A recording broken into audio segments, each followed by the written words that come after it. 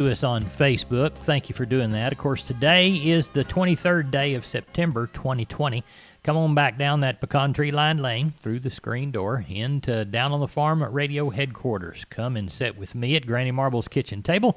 Hop Sing's going to serve us a big old heaping helping of chicken fried steak and jalapeno gravy, plenty of Nanny's yeast rolls, and a cold cucumber salad. There's soda water in the number 2 wash tub there underneath the table on ice. There's plenty of iced tea in Granny Marble's big old crock over there on the counter. And there's always a hot pot of coffee on Granny Marble's old wood stove. So you folks partake of as much or as little as you'd like. We'd just like you to partake of a week's worth of ag weather for the big old middle of Down on the Farm country. We'll use the San Antonio National Weather Service report as our guide. Today, mostly sunny, 87 the high, 65 the low. Sunny on Thursday, 88 the high, 64 the low. Friday the 25th, sunny, 90 and 67. Saturday the 26th, sunny, 93 and 69. Sunday the 27th, 93 and 67. Monday the 28th, 92 and 68. And Tuesday the 29th, 93 and 68. Wednesday the 30th, sunny, cools down a bit, 84 and 60. Thursday the 1st, 82 and 57, still under the sun. And Friday the 2nd, 82 and 58. Neighbor, there's at least a week's worth of ag weather, less than a 10% chance of moisture, and it looks like some cooler temperatures toward the 1st of October. Neighbor, let's take a look at the grains and oilseed crops and see how they're responding today. Pressured by expanding harvest, except for the Delta area where Tropical Storm Beta dumped rain, corn is attempting to close lower for the 3rd straight day. Demand continues to be stout from China and an unknown destination, with another flash sale of a combined 18.1 million bushels announced on Tuesday. Total corn commitments for the 2021 season are now 859 million bushels, and that represents a hefty 37% of USDA's forecast. Looks like Gulf corn has a 16-cent price edge to Brazilian corn. South Korea on Tuesday bought 4 cargoes of Brazilian corn. So while the Chinese business is pleasant and a bullish surprise, the U.S. is losing out on some traditional corn business. Despite the announcement of a new flash sale for the 13th straight day, soybeans have now fallen 32 cents from the high established a few days ago. As we look toward wheat, which was a bright spot for a while, all 3 wheat markets were slipping early today. Wheat futures have recently firmed up on the highest Russian cash value so far this year. Russian FOB values on wheat reached $236 per metric ton. Dryness in both the Ukraine and Russia have propelled both futures and cash to new highs. As we look toward cotton, neighbor, we'll see what's happening within that market today. The market's watching the apparent reversal that seems to be occurring in the U.S. dollar. The greenback had been tanking for some time, but improving political polls for President Trump, plus renewed COVID-19 worries in Europe, have caused Forex traders to shun the major currencies while buying the dollar. A stronger dollar is typically considered to be bearish for U.S. exports. Where has the Pioneer Audio Tour taken me now? I'm on the Yunke farm in a very important section called an impact trial. To explain the importance, we have to go back in time. 7 or 8 years ago, the seeds in this ground weren't even seeds. They were just ideas in the heads of pioneer breeders. Eventually, those seeds were narrowed down and tested and turned into seeds ready for the final stage of testing, an impact trial. Pioneer plants hundreds of impact trials for each potential product all over the country, all managed by farmers, to help replicate how these products will perform in local conditions. The ones that do well, next year they'll go through testing again. An impact trial, another thing that makes Pioneer, Pioneer. You'll hear more from me later. For now, let your local Pioneer sales representative hear from you. Neighbor, let's turn our head and steer our gaze toward livestock, mainly feeder cattle, live cattle, and lean hogs. The cash cattle market remains quiet Wednesday morning, with not enough business on Tuesday to establish a good market test, despite the development of limited cattle selling on a dressed basis in Nebraska and Iowa at 164. The lack of underlying support in the box beef values and Tuesday's futures market pullback will make it even more challenging for feeders to stick with those higher prices through the rest of the week, but steady to higher cash values at the end of the week remain the goal, with the focus on lighter offerings during October and November, creating the potential for further cash market gains.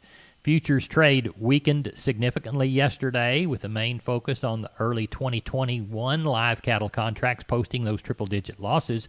Although, to be fair, overall market activity remained limited. The inability to maintain previous technical support and give up recent market highs so quickly is creating some concerns through the complex. Traders are waiting on the upcoming cattle on feed report coming out Friday at 2, I believe. Early analyst projections point toward an estimated 3% increase in overall cattle on feed numbers, a 6% gain in cattle placements during August. The focus on fall market supply growth heading into the fall months could also limit further short-term support. It's helpful to keep in mind that the cattle on feed report traditionally has a relatively short-lived impact on the cattle prices, with most of that trade seen in the 2 to 3 trading sessions surrounding the report. But given the lack of support during the week, it is possible that generally weak market support could hold leading up to Friday. Lean hog futures markets continue to be the bright spot in the livestock market through the end of September, following strong triple-digit gains in the nearbys. Neighbor, now it's time for a visit with Tom Nicoletti on today's edition of Texas News and Views, a production of the Texas Farm Bureau Radio Network. Tom, what's our topic? Feral hog trapping efforts in South Texas. I'm Tom Nicoletti with Texas News and Views from the Texas Farm Bureau Radio Network. More after this message. Where has the Pioneer Audio Tour taken me today?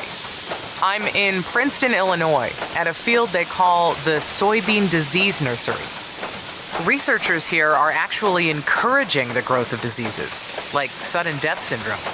That's because it's not enough to study a disease as it occurs naturally. There might be some years where conditions aren't right. So, in this nursery and about 24 more across the country, Pioneer scientists induce disease. Here, that means making sure the ground is saturated. You can probably hear the irrigation system. Pioneer breeders and agronomists share data from this field to learn what varieties show greater resistance to disease. Because to achieve yield, you have to protect yield. The Disease Nursery in Princeton. Another thing that makes Pioneer, Pioneer. You'll hear more from me later. For now, let your local Pioneer sales representative hear from you. Farmers and ranchers across Texas continue their efforts in their battle against very destructive feral hogs. I spoke with South Texas cattle, grains, and cotton producer Zach Yanta recently. He is back again today to talk more about this issue. What about trapping efforts in your area? What has been the success rate of that? The trapping that people do around here, I would say most of it's what I would call the traditional box-type traps, and they are not anywhere nearly as effective as the newer, larger traps that they'll enable a landowner or somebody that's maybe leasing the land to trap the entire sounder, which is the whole group of hogs that will work with a person's cell phone signal and a camera, and where that person can go ahead and that's running the trap can see what's in there, and they can bait the area. And it's more of a scientific method because you don't just catch a few and then the rest of them are schooled for the rest of their lives to not be anywhere near that trap. So those efforts work really well. What about the idea of getting the feral hogs out of their regular routine? Talk about that and what that means, and is that effective? Getting them out of the routine, we've used black-mouth cur dogs to do that in the past, and it will typically work for a while, but the hogs are smart, extremely smart, and they're extremely adaptive, and they will return if there's food there, a food source and shelter, they'll return to an area. So they're going to be just as adaptive as the person that's trying to get rid of them is trying to get, different methods to work on them. It's a practically never-ending situation where you just about can't win. If you don't fight them, we're going to be literally run over by them, but quite expensive proposition. Yeah, not only rural Texas, but urban and suburban areas across the state are sustaining damages from feral hogs. Give us a description, visual description, Zach, of maybe what you have seen in grain fields, cotton fields, either your own or others in Karnes County or elsewhere, and what type of destruction the hogs can create in a very short period of time. Just for instance, this past spring, right after we planted corn crop, the next morning we went out to the field to continue planting the same field. We noticed that overnight there was hog damage where hogs actually went down the row of corn, freshly planted corn seeds, and they actually dig out the individual seed. If it was spaced every 6 or 8 inches, they dig it out of the row for however long they wanted to. Sometimes it's up to 40, 50 yards in length and maybe several row widths wide. So we end up having to either replant or just put up with an area in the field that's not going to produce anything. And it's just very destructive. That is Zach Yanta in Karnes County, where he raises beef cattle, cotton, and grain crops. Texas Farm Bureau Insurance has protected fellow Texans with auto, home, health, and life insurance since 1952. With more than 260,000 square miles of land and 27 million people, that's a lot to cover. Whether you're wrangling cattle or wrangling kids, we're proud to protect Texans in all Texan ways of life. Visit Texas Farm Bureau Insurance today at tfbinsurance.com to get insurance for Texans by Texans. Coverage and discounts are subject to qualifications and policy terms and may vary by situation. You are listening to Texas News and Views. I'm Tom Nicoletti with the Texas Farm Bureau Radio Network. Neighbor, I hear some sheep in the alleyway. We must have brought them in from San Angelo last night, got them bought through Benny Cox and Producers and Cargyle. He and old Jody Fry do a grand job over there. Benny, how did the sheep and goat sale go? Well, we had just a little over 4,000, which is close to last week. We got along quite well. We had a pretty good helping of wool lambs, and we didn't have so many of them last week. But those that did sell sold on the firm side. The slaughter hair lambs, they sold near steady. On the slaughter ewes, they were $5 to $8 higher again this week. Kid goats, they gained a little bit back again this week. 3 sales ago, sale before last, they lost some and kind of gained back 10 or $15 last week. They gained back about 5 to 10 this week, so we got along quite well on those. Slaughter nannies, that deal was awful good, 110 to 174, but mostly 140 to 165 on those things. Mature billies from 190 all the way up to 234. On the wool lambs, they sell in a range from 150 to 248, still all going to I assume all of them, even the big ones went to the slaughter kill deal or, ethic market. The light end of these hair sheep lambs, 190 up to as high as 268, and those heavier weights, 160 to 232. On the ewes, they sell from 70 to 118, lots of them in the 85 to 95 pound, dollar range. And these kid goats, they sell from 220 to 332, but mostly 270 to 290. What's the news on the slaughter facility that they're going to put into place out there? I hadn't talked to any of those, the owners since Tuesday week, and saw an email said they were going to kill 3 head, and the USDA bunch were going to be there on Friday. I assume just to look and see what might or might not need to be done, see the functionality and what might be an issue or and how to fix it possibly. Right. They're working daily. They're working hard to get that thing open. Of course, we've got the plant. Not everybody hears about it. We've got the new plant in Brush, which is a big, a $20 million project, and they've been working for a good while. I don't know. They should be right up next door to opening. And they may have opened in the last few days. I hadn't heard. But anyway, that's supposed to come online. Now, they're not going to have a fab facility attached to that, so it's going to be a carcass deal. Mm-hmm. But anyway, the guys that have invested and run that, they feed lots of lambs. One of the investors, they had Iowa lamb years ago. Actually, Superior bought that plant and soon closed it down. But anyway, so there's a lot of experience and a lot of a lot of expertise back at, the lamb feeding and the slaughter end of it and all that with that group. So I suspect that they're going to get along quite well if they keep a good supply of lambs on hand. Good, good. Now, cattle-wise, we'll have sales tomorrow. How's that looking? Yeah, we've already got about 900 on the yards. West Texas, it didn't rain grass. Right. West Texas is still awful dry. We've got a good many cows mixed in through, Cargill Ranch Company's got 3 loads down there. Now, they're all calves that came out of, just west of town. But there's a good many cows from out far West Texas. A good many of those are going to be pregnancy tested. Most of them we've been selling have been cows kind of in that 5 to 8 year range. Maybe some older, but and most of them are on the light, kind of light bred. But there's some opportunity there if some people can use some of those older cows. And those cows, if they've got even a sharp mouth, they'll work in this part of the world for another 2, 3, 4 calves. Some people. That's right. Well, tell everybody how to get a hold of you. They can call me on my mobile. It's 325-234-4277.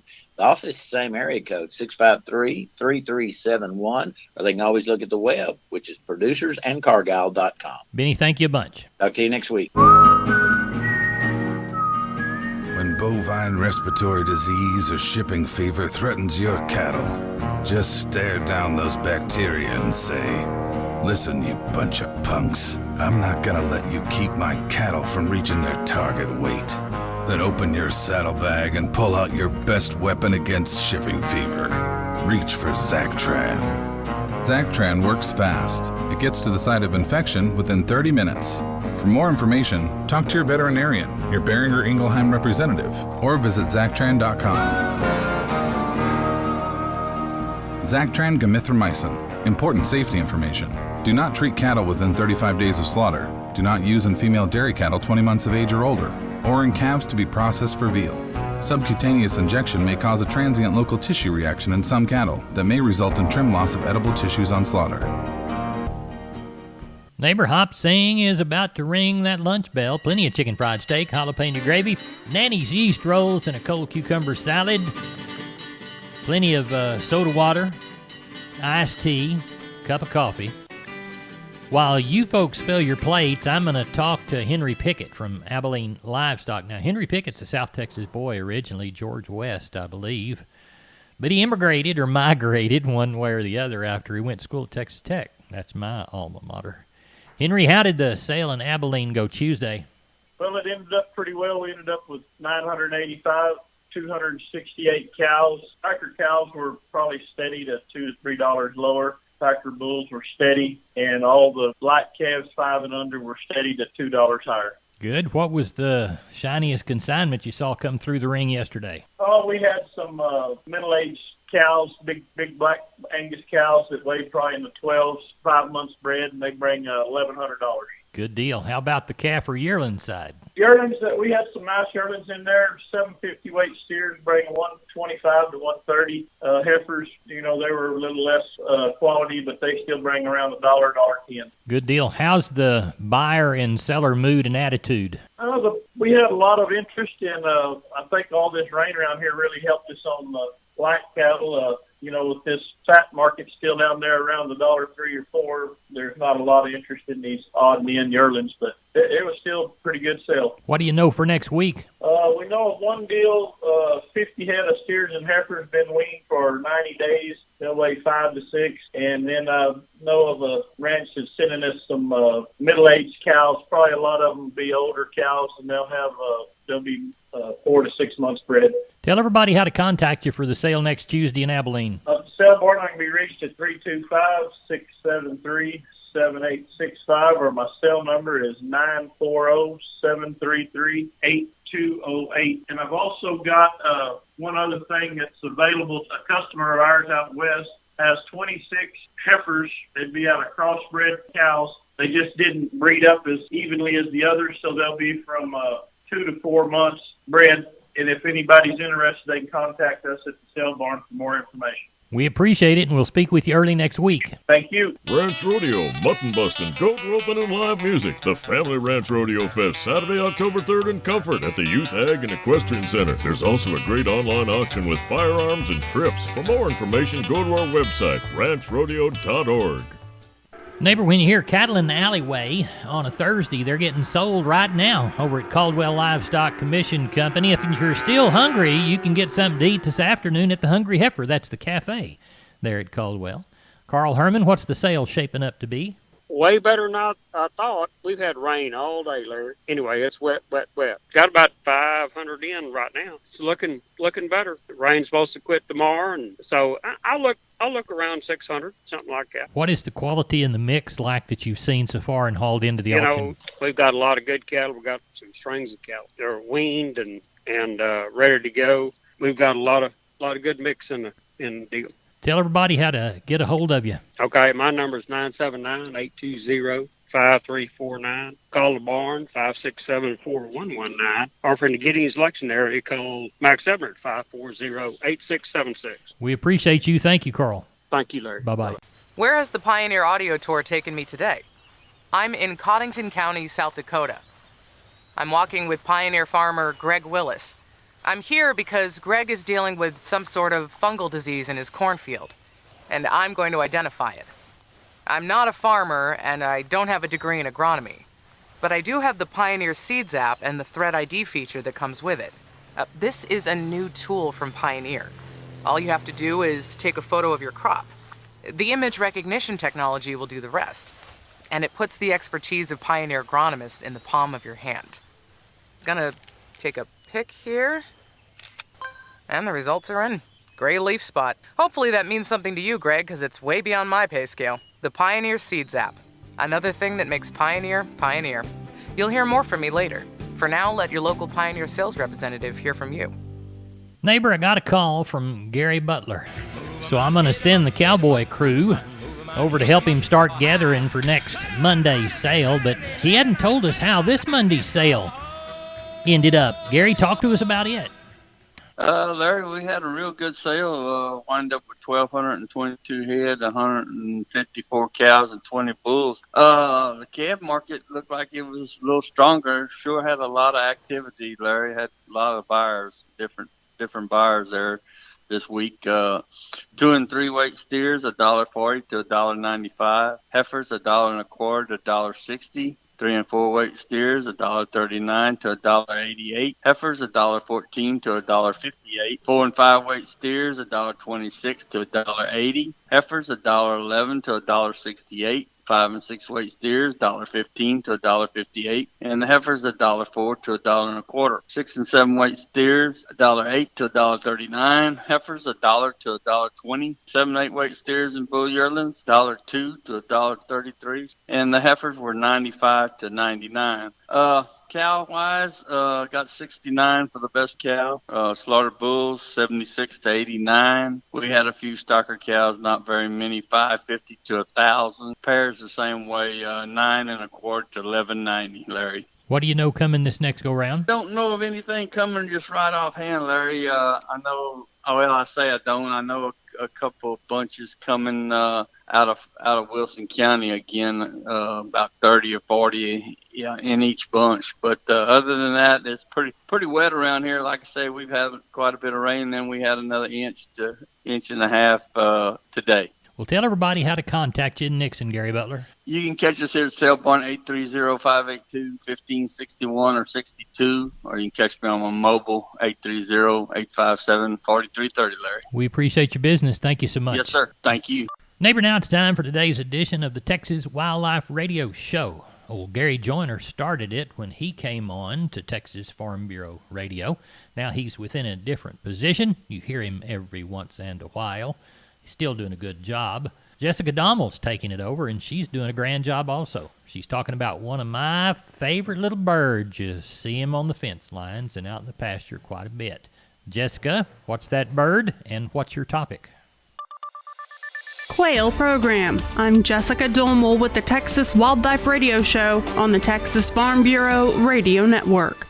After working for more than 6 years to restore healthy quail populations in Texas, the Reversing the Quail Decline initiative will end this year. The announcement came as the initiative announced the launch of a reference guide for all students of quail, the RQDI Sourcebook. The September newsletter said the release of the book is bittersweet as it marks the end of the RQDI grant and the initiative. RQDI examined potential causes of quail decline, advocated for stewardship of quail habitat, and promoted opportunities for quail to thrive in Texas. The initiative is a collaborative effort with the Texas Parks and Wildlife Department and Texas A&M AgriLife Extension and Research through the Texas A&M Natural Resources Institute. After the first of the year, the RQDI will no longer provide a monthly e-newsletter, the RQDI Facebook page will no longer be actively managed, and the Texas Quail Index will cease to be a statewide effort. The resources made possible through the RQDI will remain available on the Natural Resources Institute website. The RQDI Sourcebook, which celebrates 6 years of RQDI with overviews of major programs, research, and resources, is now available online and is free to the public. A link to view the Sourcebook is available on nri.tamu.edu/blog. That is the Texas A&M Natural Resources Institute website. Again, nri.tamu.edu. Click on the link at the top of the page that says Journal. Scroll down to the link that says News from Reversing the Quail Decline. Again, that is nri.tamu.edu. Where has the Pioneer Audio Tour taken me now? I'm on the Yunke Farm in a very important section called an impact trial. To explain the importance, we have to go back in time. 7 or 8 years ago, the seeds in this ground weren't even seeds. They were just ideas in the heads of pioneer breeders. Eventually, those seeds were narrowed down and tested and turned into seeds ready for the final stage of testing, an impact trial. Pioneer plants hundreds of impact trials for each potential product all over the country, all managed by farmers, to help replicate how these products will perform in local conditions. The ones that do well, next year they'll go through testing again. An impact trial. Another thing that makes Pioneer, Pioneer. You'll hear more from me later. For now, let your local Pioneer sales representative hear from you. For the Texas Farm Bureau Radio Network, I'm Jessica Domel.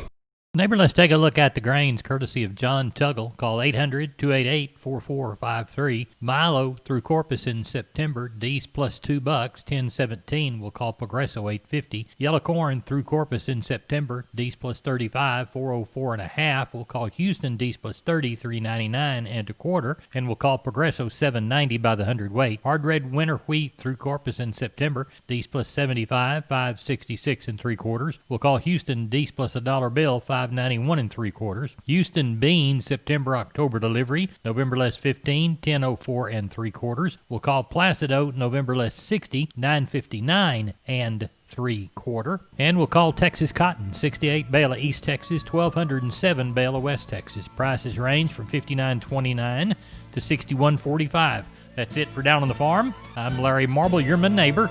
Neighbor, good day to you.